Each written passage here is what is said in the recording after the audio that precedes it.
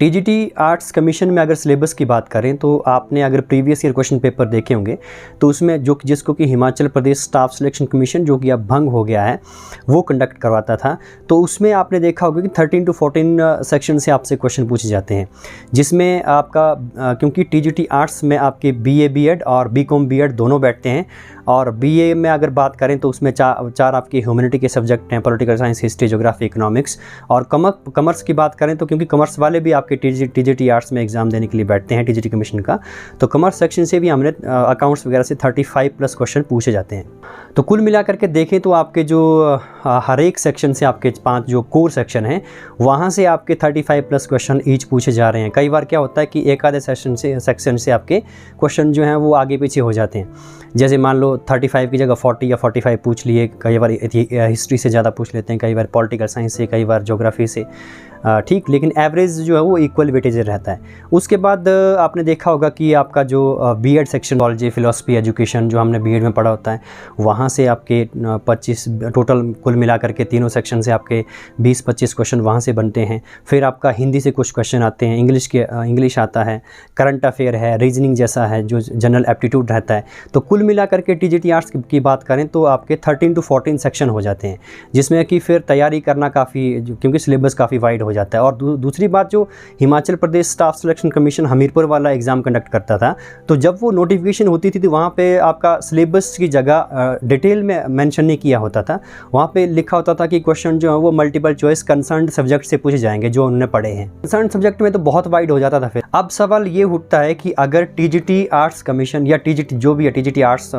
Science commission अगर की recruitment होती है अगर 2-3 महीने में, और कोई अल्टरनेटिव नहीं निकलता है कि रिक्रूटमेंट एजेंसी कौन होगी, तो मामला जो रिक्रूटमेंट का है वो Himachal Pradesh public service commission जो शिमला वाला है, लोक सेवा आयोग, उसको जा सकता है। जैसे कि अभी आपके पंचायत सेक्रेटरी के रिक्रूटमेंट के लिए जो है वो आपको फॉरवर्ड कर दिया है कि वो लोक सेवा आयोग शिमला लेगा। तो लोक सेवा आयोग शिमला की बात करें तो उनका जो रिक्रूटमेंट प्रोसेस है और उनका जो एग्ज़ाम सेट करने का सिलेबस जो है, ये सारी चीज़ें हैं वो काफ़ी उसमें क्वालिटी है। सबसे बड़ी बात है कि सिलेबस में उनकी स्पष्टता होती है, क्लैरिटी होती है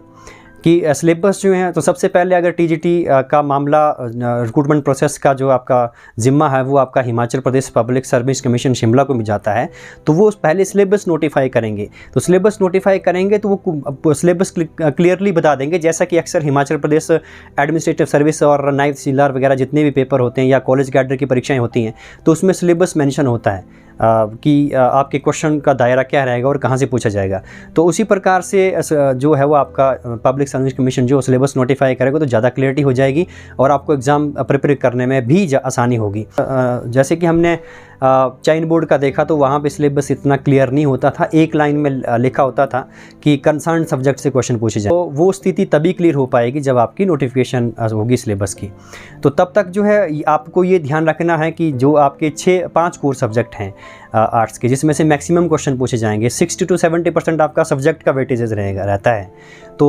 वहाँ से तो क्वेश्चन आएंगे। बीएड हो गया, उसमें कॉमर्स हो गया और 4 आपके ह्यूमैनिटी के सब्जेक्ट होंगे। तो देखते हैं कि आने वाले समय में जो है वो आपका रिक्रूटमेंट प्रोसेस का जो आपकी जिम्मेदारी है वो कहाँ जाती है, कोई अल्टरनेटिव निकलता है, कोई और आपका स्टाफ सिलेक्शन टाइप की कोई बॉडी बनती है, या फिर रिक्रूटमेंट प्रोसेस का जो जिम्मा है वो आपका कमीशन को जाता है। तो ये आने वाले समय में कोई भी अपडेट होगी तो फिर चर्चा करेंगे।